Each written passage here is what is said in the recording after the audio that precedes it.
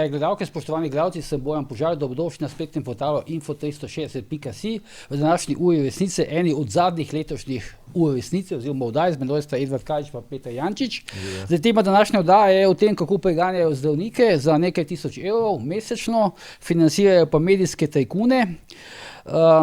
Edvard, izbrali so si tako, v bistvu najboljše zdravnike, ki največ delajo, ne, za ta svoj ideološki obračun za zdravniki, in preganjajo jih medijsko, potem pa na njih spuščajo represivne organe, ne. To smo videli, ne, ali pa neke represivne metode. To smo videli v Novem mestu, videli smo zdaj v Mariboru. Mislim, kot da bi šlo čisto na nek natančen, ne, bom rekel, izdelan scenarij, ne, voden iz, ne, neke centrale. Ne more biti, zdaj ni več... Jaz ga tako razumem. Ampak tukaj gre zdaj celo take napake delajo, da je celo potem lastna država, se pravi zavod, ne, za zdravstveno zavarovanje opozarja, da nimajo prav. Zdaj, že v samem začetku, ne, ko je Golob prevzel oblast, so bile čakalne vrste v bistvu nek izziv. Ne. On se je takrat promoviral, oziroma skupaj z nekdanjim vrženim čez rame Bešič Loredanom, ministrom, sta takrat še, mislim, da je bilo popravljeno, ne vem, 500 milijonov ali neka enormna številka je bila za nek test in tako naprej. Stresni test javnega zdravstva. Na koncu smo lahko upravičeno sklepali, da je šlo zgolj za poplačilo botrov iz predvolilne kampanje, da so skozi to prečrpali denar in povrnili svojo investicijo. Kar je bolj pomembno je pa to, da ta obljuba je verjetno že relativno kmalu ali pa celo nikoli ni bila resno mišljena. Relativno kmalu, pa recimo, da je bila resno mišljena ta obljuba o skrajševanju čakalnih vrst in da je zdravstvo kot eden največjih projektov, v bistvu osrednja točka programa Golobove, to se pravi vlade, se je verjetno kmalu izkazal kot nekaj, kar je v resnici problem. Drugje, v bistvu zdaj se počasi tudi izkazuje, da sestavim to misel, da gre za sistemski problem, to se pravi urejanja, ne vem, časov, administracije in tako naprej, in ne za problem dela zdravnikov. Je pa v bistvu verjetno že zelo kmalu izplaval ta problem čakalnih vrst kot nekaj, kar je izjemno priročno za politični boj, za politično obračunavanje, in ena od točk je zagotovo to obračanje krivde proti zdravnikom, to se pravi razbremenitev krivde za nastalo situacijo v zdravstvu vlade. Na drugi strani gre za ideološki boj, kjer gre za prikazovanje zdravnikov kot tistih grdih elite, ki služi enormne denarje. V zadnjem času spremljamo neke, jaz moram reči, ko sem se začel poglabljati, sem bil zgrožen, kako poceni v bistvu to dokazovanje, kako je, ne vem, lahko naredil toliko in toliko nekih izvidov, nek zdravnik in tako naprej, na koncu izkazuje, da to v resnici ni nič tako strašno posebnega, ne. No, ampak ta ideološki boj, kdo je grd in kdo je lep, in nekako pokazati v bistvu vladajočo kliko kot nekoga, ki je na strani ljudstva, proti zdravnikom, je verjetno ta agens znotraj tega boja proti zdravstvu na nek način. To se pravi za neko res obsežno metanje peska v oči ljudstvu, poskušati prikazati neke tiste grde zdravnike, ki služijo nenormalne denarje in ne vem kaj. Mislim, da saj mi trije, pa še marsikdo, mu ni čisto jasno, zakaj bi ti nekdo omejeval, kaj ti delaš v prostem času, ko si oddelal svoje. In pod črto se je izkazalo, da je ta boj, ki se ga gre, to se pravi vlada, pa ne smemo pozabiti, da zdravstvo, to se pravi zdravniki štrajkajo zdaj že 2 leti ali 2 leti pa pol. Ja, pa še ves čas. Ja, ves čas, da je prišel v resnici v neke vrste status quo, predvsem potem, ko se je aktiviral ta, saj jaz imam tako občutek, nekak mlajši del zdravnikov, predvsem te družinski zdravniki, zdravniki, ki so tudi precej prisotni na omrežjih, in so uspeli nekako zgenerirati dovolj tega nekako pozitivnega mnenja v njihov prid in hkrati v zadnjem času, kar pa močno pozdravljam, tako da jaz upam, da bomo tega še več videli, da so začeli sistematično razgrajevati laži in te manipulacije, ki jih določeni mediji, to se pravi določeni spletni portali, ki nekako plujejo zadnje 3 leta, 4 leta v miljeju tega obveščevalsko, finančno, medijskega miljeja, to se pravi okolja, ne, in v resnici mečejo manipulacije v medijski prostor in s tem pravzaprav poskušajo pridobiti neke pozitivne točke za bitko svojih velikih gospodarjev, ki sedijo na Gregorčičevi, predvsem v licu in delu Roberta Goloba. Zdaj, ta vlada Goloba, še takrat, ko je bil Lloyd, je v bistvu zamenjala vsa vodstva teh javnih bolnišnic v državi. Nastavili so svoje ljudi, direktorje, svete, celo iz GEN-I, so pripeljali ljudi, ki so se ukvarjali z energetiko. Predvsem so lojalne zveste. Ja, ampak in zdaj očitno oni potem v teh zdravnikih, oni imajo dostop do teh podatkov internih, zasebnih, ne vem kakšnih podatkov še od zaslužki zdravnikov, jih dajejo verjetno v Golobov kabinet, ta jih plasira, ne vem, na portal necenzurirano in tako nastaja v bistvu ta bitka. Ne? Mislim, se je na nek način logično, ne? Če nimaš rezultatov. Ne hoče veš, kako je, to je vidno, vidno je, se vidi, kaj se pravzaprav dogaja. Kako že gre tista, ne? Mi vemo, kaj počnejo, oni vejo, kaj počnejo, mi vemo, da oni vejo, kaj počnejo, ne? Ampak dejstvo je, vedno bolj brutalno to postaja. Na eni strani je brutalno, na drugi strani je pa tako, če ti nimaš rezultatov in če ti pojma nimaš, kaj bi s tem počel, potem ti te medijsko okolje pride zelo prav. Zakaj? Zaradi tega, ker je vedno matematika, da zgolj en manjši odstotek ljudi to poglobljeno spremlja. Velika večina pa vidi naslove, vidi pač kaj se trobenta, kako se zadnjih, 5 dnevnikov na RTV začenja. Po poročanju portala necenzurirano je to in to in to in to. Ne? In to je na RTV, to se pravi na TV Slovenija postala pač dnevna praksa. Ne? In že to bi morali, da medijski ustroj z 2000 zaposlenimi ne uspe zgenerirati novico, ampak jo mora povzemati od nekoga, ki se deklarira kot nek raziskovalni novinar, karkoli, je že to je prva rdeča luč, ki bi mogla zasvetiti. Drugo pa je to, kar se zdaj pogovarjamo, da v bistvu morajo to početi, ker tisti trenutek, ko bo nehal početi, bo Cesar končno prepoznan kot gol in bojo ljudje sprevideli, da gre za eno veliko meglo okrog tega, da ni ničesar praktično pametnega v ozadju. Veliko je še zadostujoča stvar. Mogoče greš malo bližje mikrofonu. Ta demanti, ki smo ga lahko brali, Zavoda za zdravstveno zavarovanje. Je pokazal, da imamo premiera, ki je zelo naivn in ki ne obvlada svojega posla. Premier je v parlamentu govoril, da zasebniki odirajo in rušijo javni sistem na ta način, da neke lažje operacije, postopke izpeljajo iz teh državnih bolnic na zasebne in tako pač odirajo ta javni sistem. Zdaj, oglasi se potem državna zavarovalnica in pove, da to ni res, da so cene različne in da v resnici ne odirajo. Demantira šefa vlade, ki v parlamentu to neresnico širi. In celo tam pove, da je to odpravljanje tega temelj njegove politike in reforme javnega zdravstva. To je v parlamentu povedal. Tu smo priča premieru, ki je naivno nasedel tem političnim nastavljencem v državnem zdravstvu, ki mu govorijo, zakaj oni slabo poslujejo, ker v resnici slabo vodijo te ustanove in zdaj zvračajo krivdo z neresničnimi trditvami na zasebno zdravstvo. Zdaj, problem je pa tu še dosti večji, ker tudi, če bi to bilo res, kar je premier govoril, pa te državne ustanove, bi bil premier tisti, ki bi moral poskrbeti, da se to ne bi dogajalo. Oni določajo te cenike. Vse gre za državno zdravstveno zavarovanje in ne bi smeli lažjih operacij bistveno bolje plačevati kot težji. To oni urejajo, oni so sami sebe kritizirali. In potem se je seveda zdravstvena zavarovalnica oglasila, da niso takšni bedaki in da tega ne počnejo in so zato demantirali, sicer necenzurirano, ampak v resnici pa premiera in večina medijev. On je to v parlamentu govoril, ko je odgovarjal vodji poslanske skupine NSI-ja, in večina medijev je to, da premier govori neresnice. Na to sploh opozorili niso. To je pa res pomembno. Oni kot neke račke propagandna sporočila prenašajo premiera, kritičnosti pa nobene ni nad njegovimi izjavami in to pa me preseneča. Če boste pogledali, to je ravno značilnost tega neodvisnega tiska na zahodu pa medijih.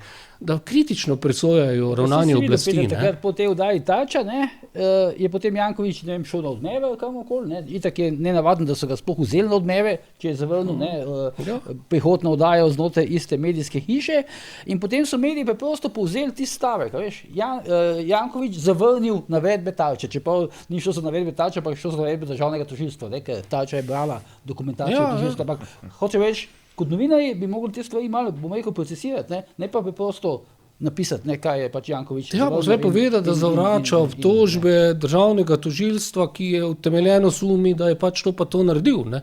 Vse to ima pravico zavrniti, da pa ti napadeš lastne kolege, ker so dobro opravljali svoje delo in varuješ politika, ki je zavrnil, da bi prišel odgovarjati pošteno, ne. In paste, ti v Tarči niso imeli te možnosti, ki so imeli v času prejšnje vlade, ko so lahko povabili vse opozicijo, če že vladni niso hteli priti, ne. Te zdaj ni, ne, ker so pač depolitizirani, če bi to naredili, bi jih pa takoj porezali, ne. Ampak ne, niti te možnosti nimajo, zdaj, on ne pride, ne, pol pa še po njih udarijo, ne. Pa še več, ne, lahko smo še gledali, potem se je oglasil še prijatelj gospoda Jankovića, ki je v preteklosti kot odvetnik zastopal njegove sinove, ne, gospod Aleksandar Čeferin, ki je v intervjujih v največjih medijih ocenjeval, kako strašno je to, kar počne Tarča, ne. Za tiste, s katere je delal v preteklosti, ne, s katerimi je povezan. Pa tudi to ni bilo nobenih opozoril, da je tukaj spornega, da je to nenavadno, ker je, ne.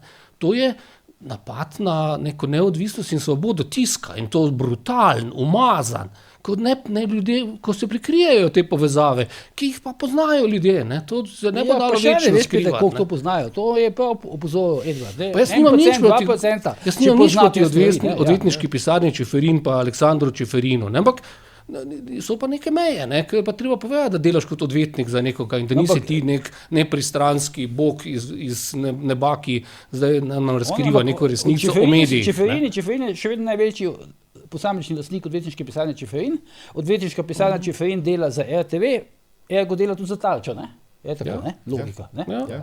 No, ampak če se vrnemo na zdravstvo, ne, recimo ti si Mariborčan, mi dva smo Mariborčana, tam je ta zdravnik, ki so ga zdaj obtožili, da zasluži 20 000 evrov na mesec, Rupert, ki velja sicer za najboljšega skeletologa, ne, na tem delu Evrope, ampak imamo pa generalnega direktorja bolnišnice Vojka Flisa. Vojko Flis je enkrat že bil direktor UKC Maribor, je spravil UKC Maribor v rdeče številke, potem se je včlanil v Svobodo, poslal je na listi Svobode mestni svetnik in Golob ga je spet osebno vrnil na čelo UKC Maribor. V čem je logika, da nekoga, ki je že enkrat neko javno bolnišnico, pa javno bolnišnico drugo največjo v državi, spravil v rdeče številke, da ga vrneš spet na čelo. Zato, ker je za tebe kandidiral na volitvah in ker je tvoj politični kader in ker tudi sicer lahko pričakuješ njegove usluge, kot je tudi to črnjenje zdaj zdravnikov za napake, ki si jih sam naredil, paste. Ne? Če pač ni ta državna bolnišnica, ki jo vodi konkurenčna, če ne upravlja dobro dela, jo to pač naredijo zasebniki. Ne, jaz mislim, da je ljudem čisto vseeno, kdo to naredi. Ljudje pričakujejo zdravstvene storitve in to čim prej, čim boljše. Da ne bo znal dela zorganizirati, če ga že enkrat ni prej. Ne? To je logično.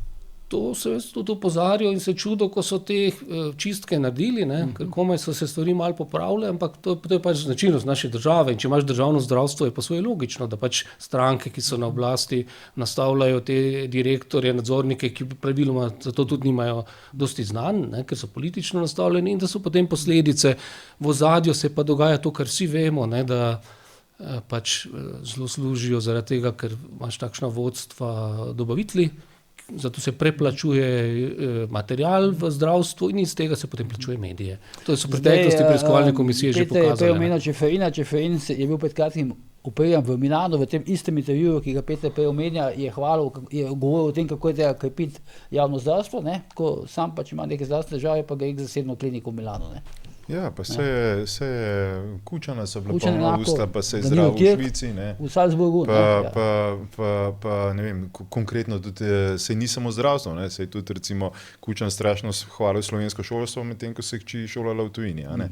Tako da je to, ne, ampak jaz mislim, da je resen problem v Sloveniji tudi to, ne, da je ta negativna selekcija znotraj tega pola, ki za vsako ceno sili s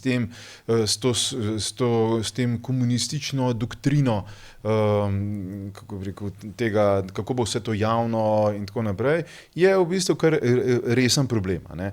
In ti niti nimaš prav posebej veliko kadrov, kaj šele nekih resnih kadrov, da bojo vodili velike ustanove in potem prideš spet nazaj do nekoga, ki je, recimo, da je pač že zapeljal zgodbo v težave in potem pristopaš k temu, seveda človek si težko včasih kakšne stvari prizna, si začne lagati in rečeš, bo dobil pa drugo priložnost, a ne? Bo pa zdaj boljši, kot je bil prej in tako naprej. Ne? Ampak jaz tukaj bi ravno tako počrtal to, ne, da kadar imamo upravka s temi velikimi javnimi podsistemi, to se pravi v družbi, ne, to se pravi zdravstvo, šolstvo, vojska, policija in tako naprej, in kadarkoli začnejo smrdeti sami procesi v smislu ali recimo tako, kot smrdijo stvari v zvezi s policijo na Dolenjskem, tako kot to, kar je v zdravstvu že ves čas, ne, vedno se stvari izvedejo nekako tako ali drugačno denar. Ne. Ta denar, katerega je potrebno zagotavljati za volitve, katerega je potrebno zagotavljati za svoje kadre, katerega je potrebno nekako zagotavljati za to, da kako bi rekel, ta malo mogoče težka beseda, ampak ta kriminalni podsistem v neki državi mora delovati v različnih vidikih. Ne. In tukaj so te razni dobavitelji zagotovo, saj poznamo te zgodbe. Ja, dobavitelji so nedotakljivi, da je očitno. Ne? Ja, večkrat očitno, ne? Ampak saj te zgodbe niso recimo samo v zdravstvu. Ne?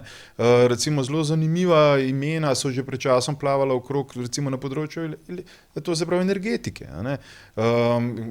Zanimivo je, mislim, ko greš globje znotraj tega, ko te nekoliko bolj zanima, je prideš do pravzaprav enega šopka 20-30 imen v državi, ki te zadeve vledujejo. Je pa nekaj zelo zanimivo, ne? Da ti, ko hodiš skozi blato, težko prideš čist na drugo stran. Ne? In ko se toliko blata meče, kot je recimo tudi sam premier, ko v državnem zboru eklatantno v bistvu začne tam stresati neke stvari, ki so relativno enostavno preverljive in ne držijo, ne? Je vsaj del teh trditev odzvanja v javnosti. Ne? In se ta, kako bi rekel, ne samo vrtovno v okno, ampak nasplošno razumevanje delovanja nekega prostora in časa se začne spreminjati in, bom rekel, toliko nekih leži, pa nebuloz pravzaprav, ker smo se jih mi naposlušali v teh 3 letih Golobove vladavine, oziroma 3 leta pa pol, prideš vsaj do tega, da je večina ljudi postala skoraj imuna na to. Ne? Da enostavno reče, spet ene njegove buče, ne? Saj iz tega ne bo nič in res ni na koncu nič. Ne?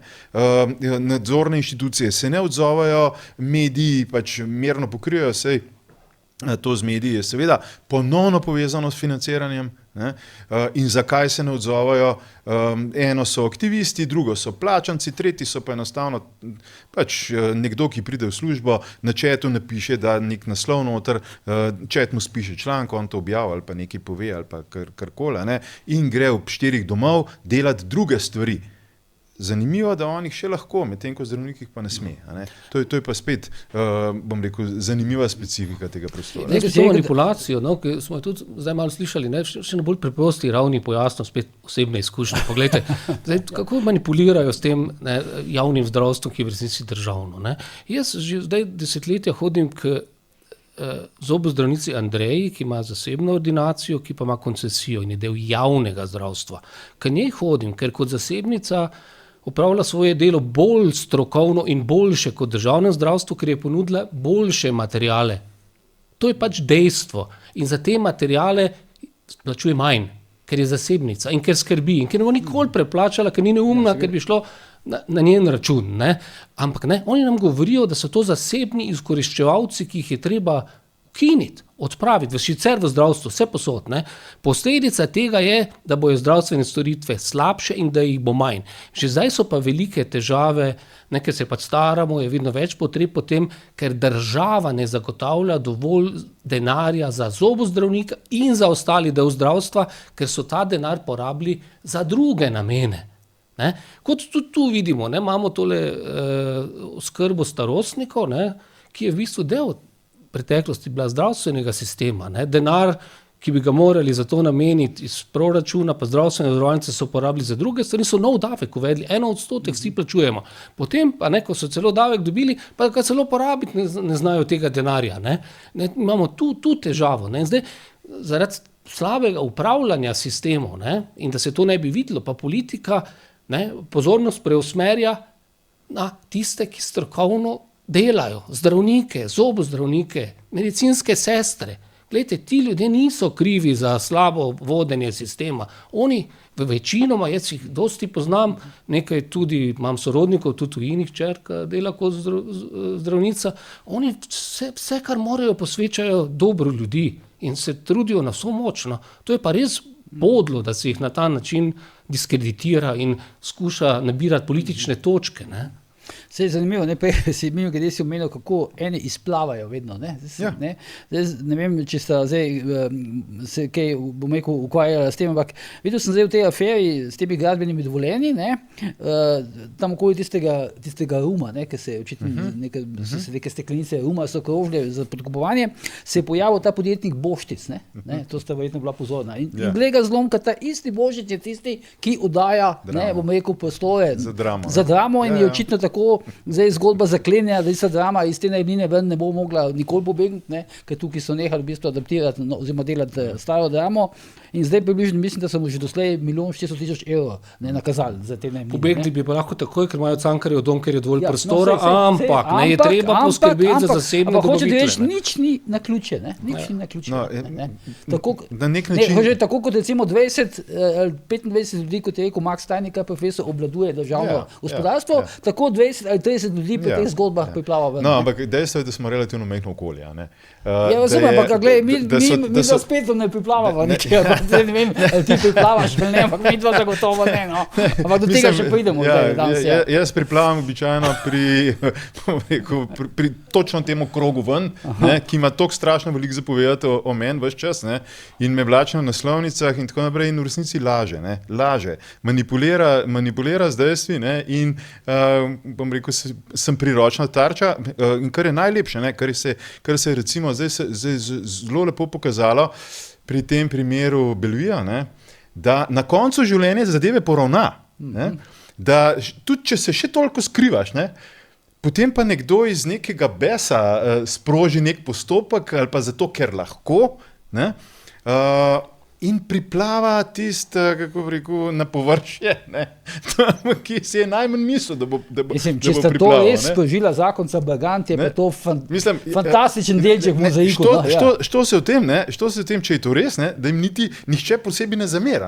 Ker v končni fazi, če sta ona dva zlorabila svoje vzvode, do katerih imate dostop, so bili neki drugi vzvodi zlorabljeni za to, da sta ona dva nasrkala v bistvu, da so jima vzeli sonce in po domači povedano. Končno je pravna država začela delovati.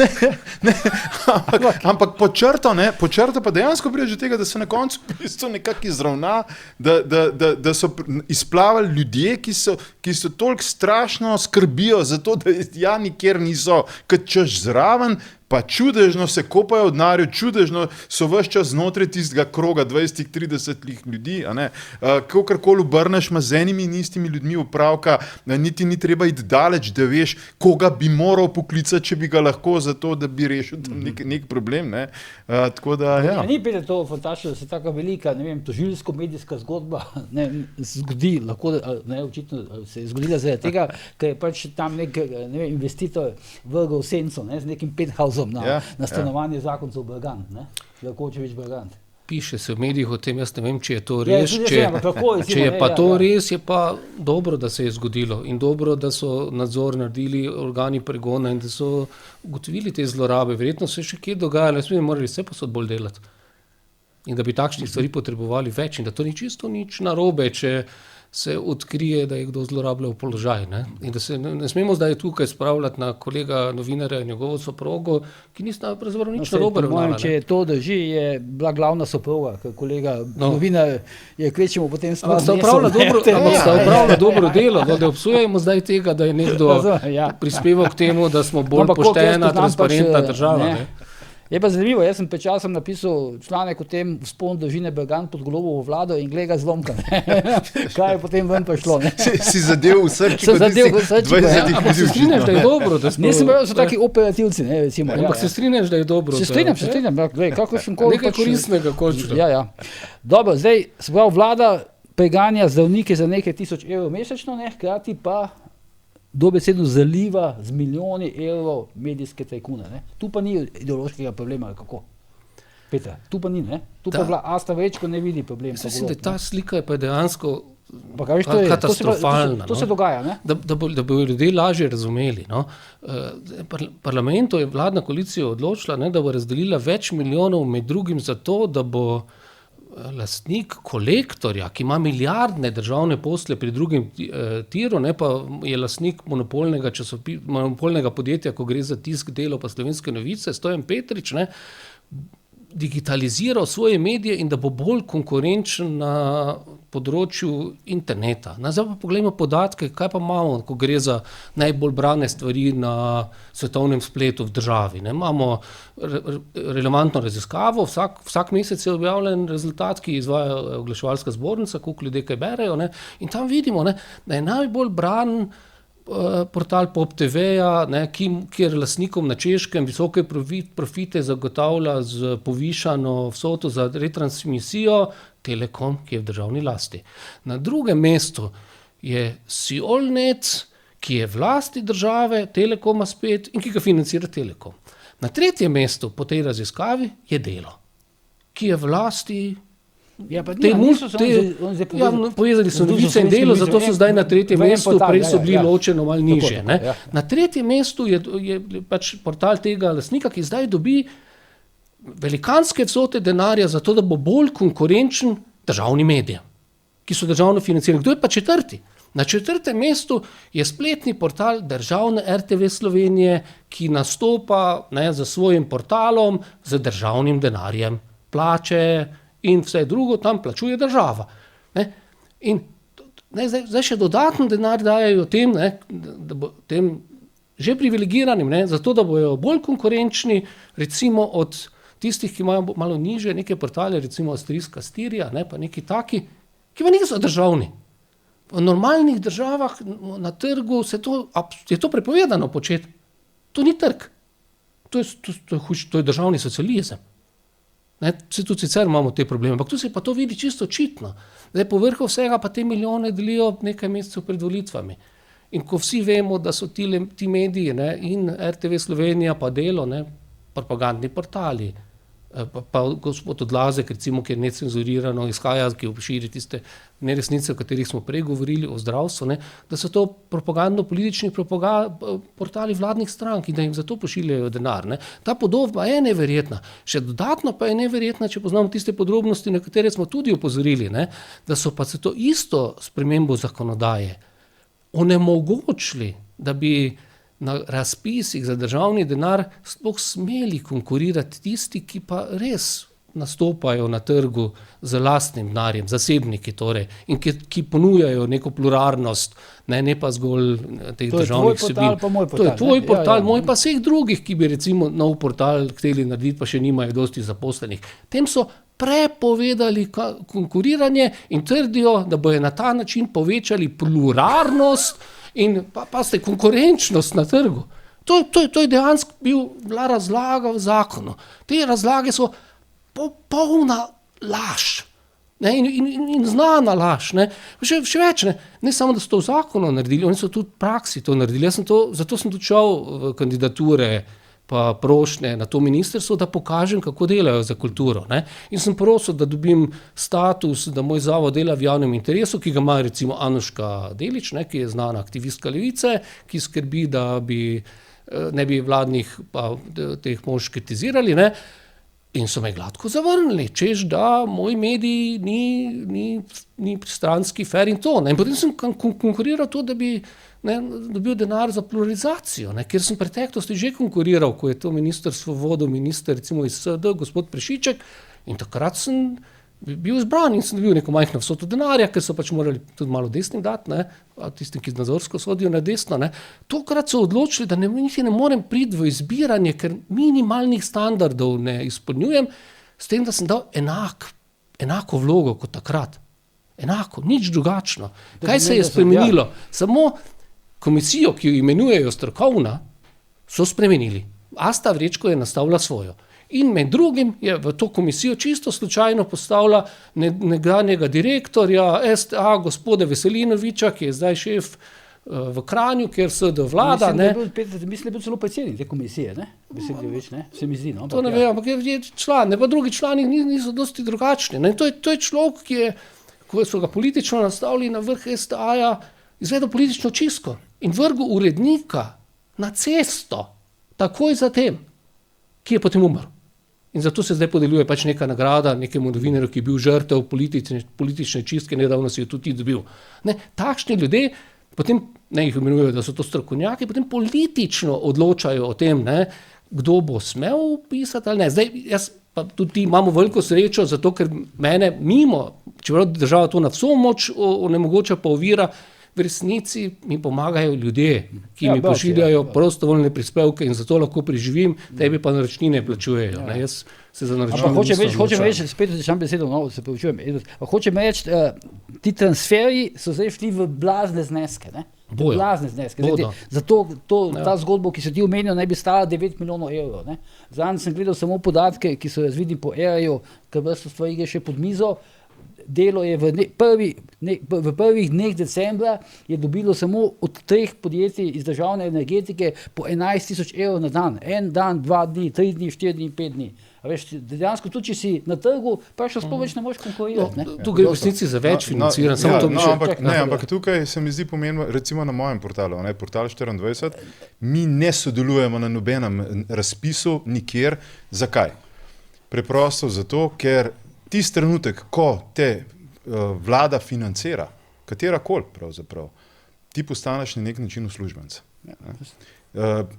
Nekdo ti narekuje nekaj v zvezi, ti se lahko sicer sam sebi razpravljaš o pluralnosti in tako naprej, ampak na koncu dneva 9 milijonov za pluralnost leta 2025 v Sloveniji je, bom rekel, laž, da kar večje biti ne more. Preprosto zato, ker ne samo to, da si ti uslužbenec potem, po domač pa tisti, ki te plačuje, tisti tudi narekuje, kaj boš delal. To je ena stvar. Druga stvar je pa to, ker Slovenija ne razume, da takšno financiranje medijev pomeni ne nazadnje rušenje samega trga, kar pomeni hranjenje povprečnosti in to usporedno, ne smemo pozabiti, da in Ministrstvo za kulturo, in Ministrstvo za socialo in delo in tako naprej vodi ista ideološka klika, ki za vsako ceno posiljuje Slovenijo z povprečnostjo, z to neko, kako bi rekel, uravnilovko pravzaprav.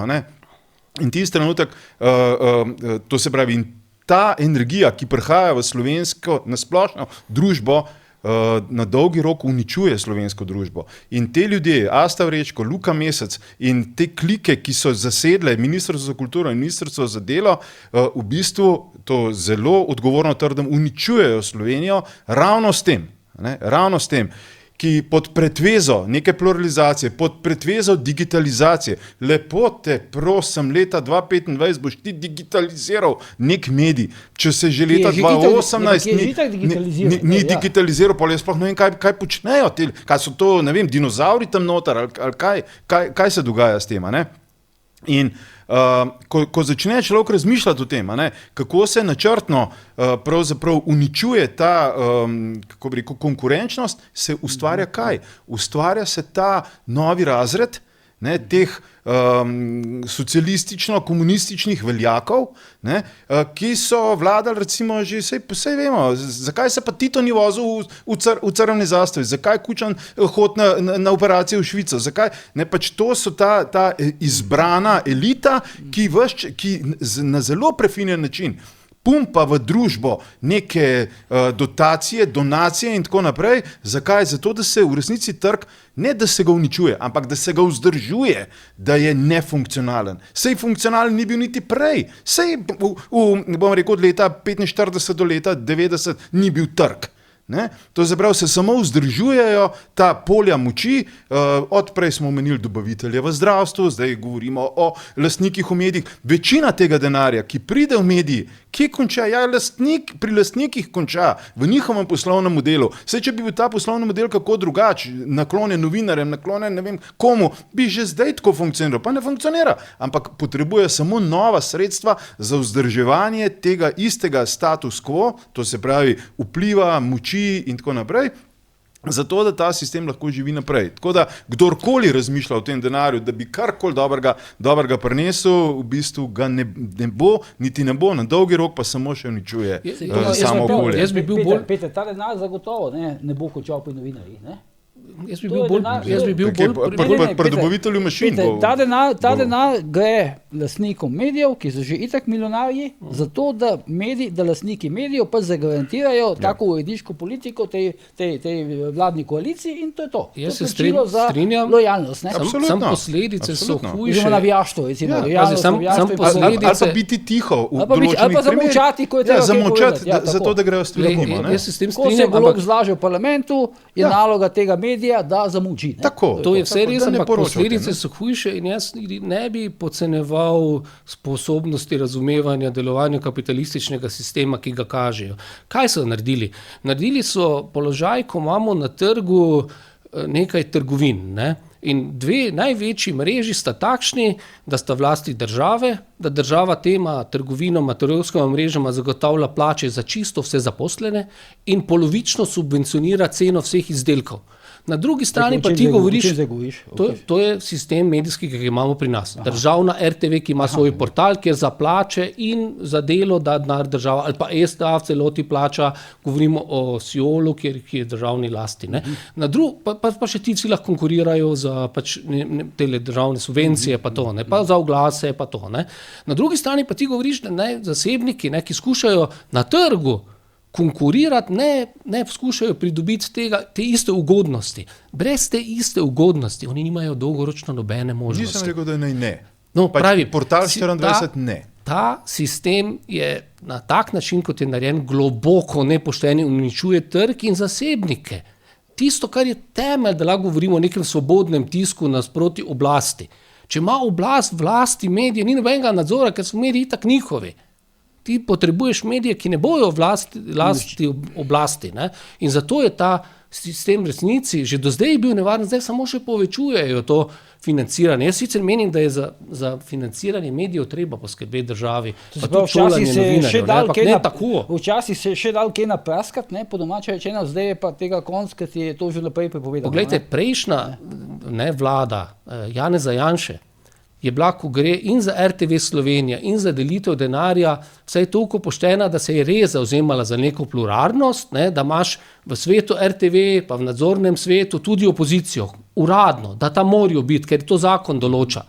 Ne, in da se tudi sicer financira tudi tiste druge strani. Sedanja vlada je to odpravila in si je v organe RTV samo svoje nastavila in financira samo svoje. Ne? To je ta še dodaten korak nazaj, že prej pa ni bilo idealno. No? Zdaj, te fantazme, ki jih nekateri prodajajo, da pa v moderni, pluralni družbi politika ne bo imela vpliva. Lejte, to pa je neumnost. No? Seveda imajo. Ne? To so socializmu govorili, kako nima nobenega vpliva politika, kako je imela totalen vpliv. In to se v resnici zakriva. Takrat, ko govorijo, kako politika ne sme imeti nič, ne, in da ne gre za pluralnost, takrat skušajo zakrivati monopol politike, ne, popolno podreditev. In tu je treba biti pazljiv.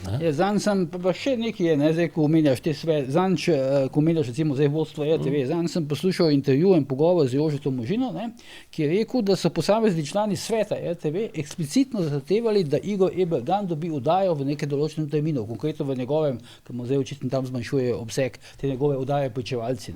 Če bi včasih kakšen svetnik, recimo pod vlado Janeza Janše, zahteval, da to nek novinar dobi oddajo nek novinar, ki je bil recimo naklonjen Janši, da bi oddajal v nekem določenem terminu, v nedeljo zvečer, prime time in tako dalje, bi bil cel kolaps. To bi bil cel Predvsem se takrat ne bi zgodilo, danes se pa zgodi. Ti si bil danes programski svet. Ti programski svetniki so tudi zelo neumne ideje včasih zastopali, zelo podobne. To ni nič takega. Govorijo marsikaj, se je pa to ustavilo in se to dejansko. Ne hočem reči, da je to čisto legitimno. Ni problem, ko to govorijo, meni je problem, ko to dejansko počnejo, ko so recimo Marcelu Štefančiču iz Mladine, ker je premier to hotel, dali oddajo. Gospe Gobčevo so vrnili. Gospe Gobčevo se zelo oddajo v politiki v predvolilni kampanji, obljublja, da ji bojo dali oddajo. In potem na nepolitizirani televiziji enkrat dobimo politično oddajo, da ravno povejo, da pa ne velja to za vse, ampak pa jaz nimam nič proti tej novinarki, ampak način, kako so to delali, pa dokazuje, da oni o tem ne govorijo, oni to delajo. In to pa je problem. Zdaj ona, kot vidim, spremljam te njene oddaje, ona zdaj to, bom rekel, in z izbiro gostov, in z temami, in z vodenjem oddaje, to vrača, na nek način, to uslugo, da se je dalo oddajo. To, če mi reči, dosti, kad se tudi zdaj v medijih zaznam, da se za nazaj še vedno zmerja gospoda Slavka Kmetiča, ki je imel pomembno vlogo v času osamosvojitve, ki ni političen profesionalec in je včasih tudi kaj čudaškega povedal na svetu, RTV, ampak tam takrat se dejansko to ni zgodilo. Mi smo vendarle neka svobodna, pluralna družba, kjer mora biti dopuščena široka razprava. In s tem ni nič narobe. In je to zmerjanje, meni malo sporno, še posebej, ker se zmerja nekoga, ko sam to počneš. To pa je že hudo. Gospod Kmetič ne bi imel tudi neke aktivnosti zganjal v dvigalu, kako, je bil to problem takrat, kako, to zdaj težko rečem. Bolj se je to govorilo o nekem direktorju. Ja, pole pa nekaj zginil, To se je, če se prav spomnim, govorilo o gospodu Lombergerju, bolj, da je bil zelo aktiven. Dobro, tiste pa posebna zgodba zdaj. Ja, to je. In njegova zadnja partnerka je trenutno direktorica televizije, ki jo je prevzel novinarju Mladine. Prej je bil pa on, Ki je bil prevzel novinarju Mladine, Tako je.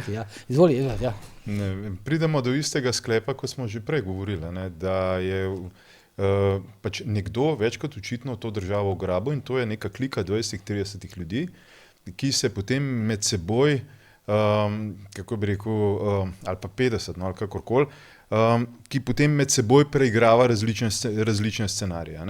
Ampak to tako očitno, kot je pa prav zdaj s tem ideološkim prevzemom, to, kar zganja levica.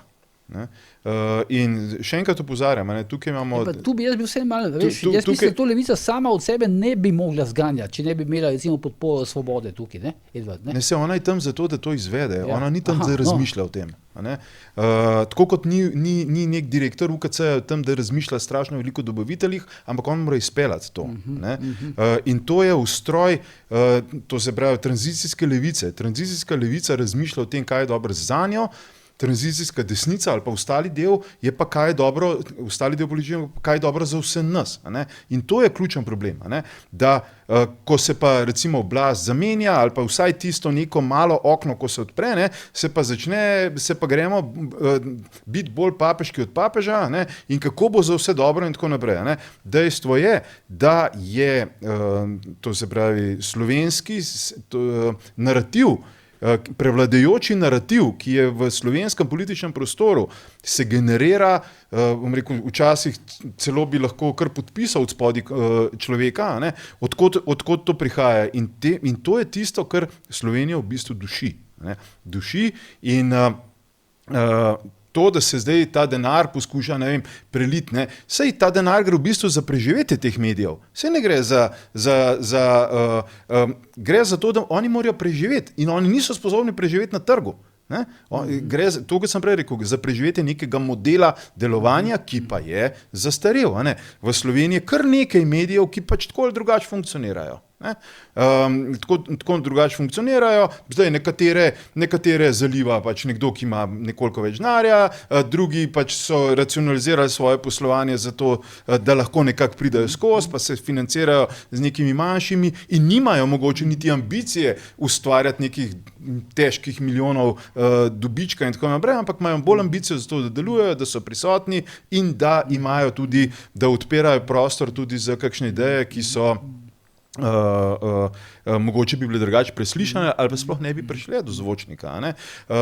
Naravno je, a ne, da če pride to, kar smo prej govorili v recimo nekem programskem svetu ali pa v neki svetniki, pač pridejo s tako idejo, drugačno idejo, a ne, in potem to v javnosti odjekne. Ne. Problem Slovenije je, da odjekne samo ena stran. To je problem, a ne, da je ta jek tiste ene strani v bistvu toliko močen, da preglasi zdrav razum. Ne? In potem se mi kopamo ves čas v nekih, kako bi rekel, dobesedno napačnih idejah.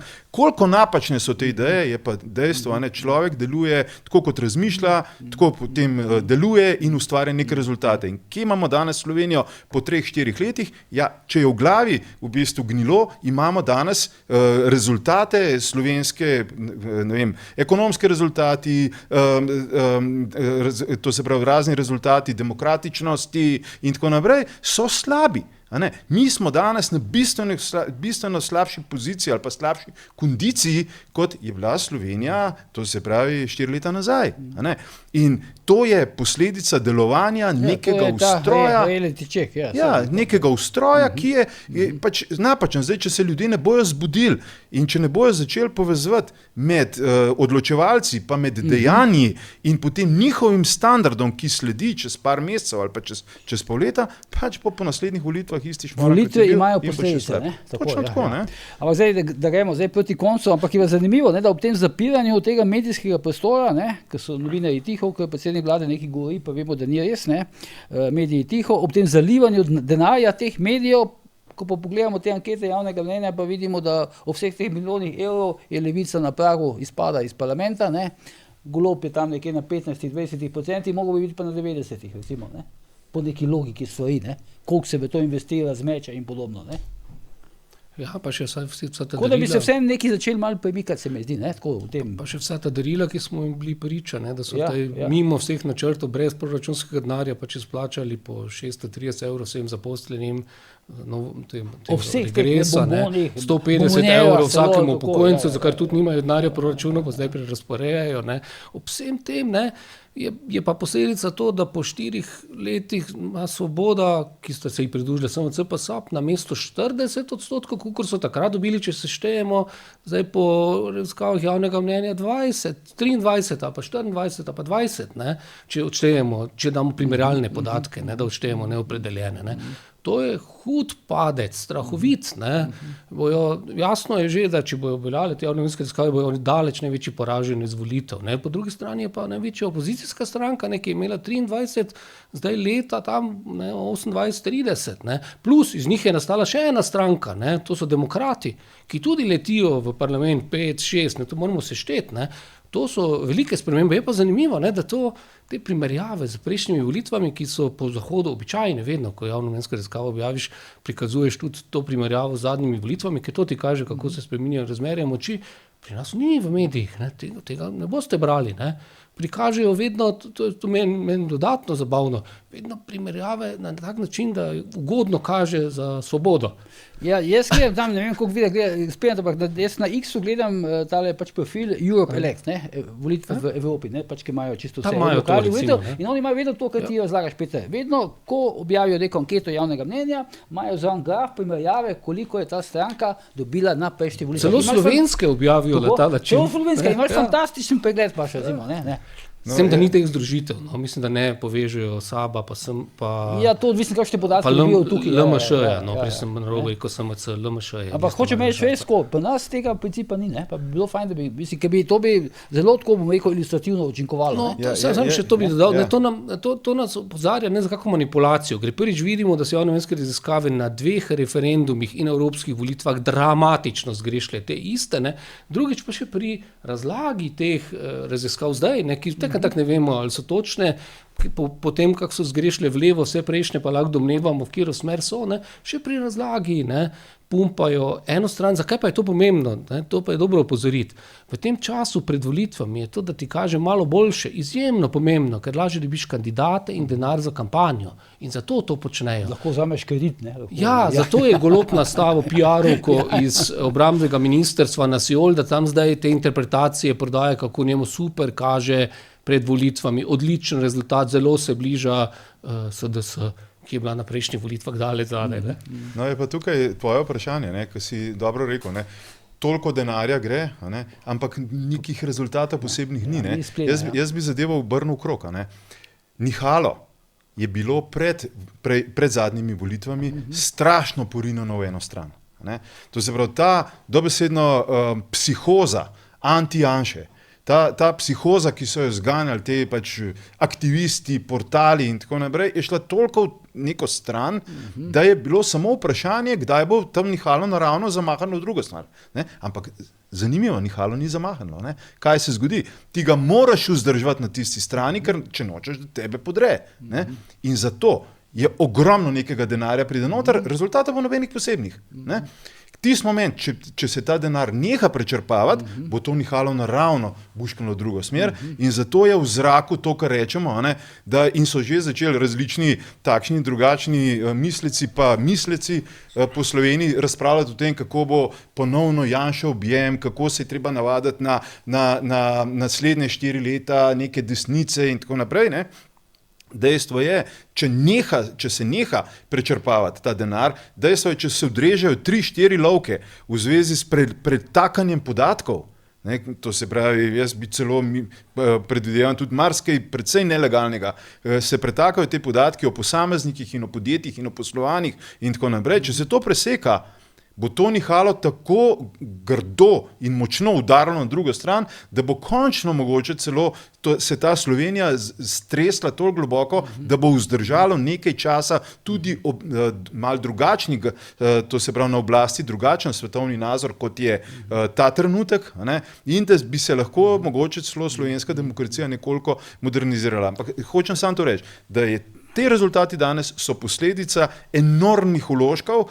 In ja, se strinjam, nič posebnega ne vse skupine. Ja, ko govoriš o teh nihalih pa enormnem vložkih, to je, mislim, da je Ljuš Petnač eno del vdaj nazaj to dobro definiral, približno tako, saj se ujema s tem tvojim, ampak on je drugače povedal, da vsak glas, ki ga ima zdaj Golob, je kupljen. Praktično, To so ti enormni vložki, Pa to nihalo, ki ga je treba vzdrževati. No, to sem se reči, pri tem, kako nihalo je dobro biti previden.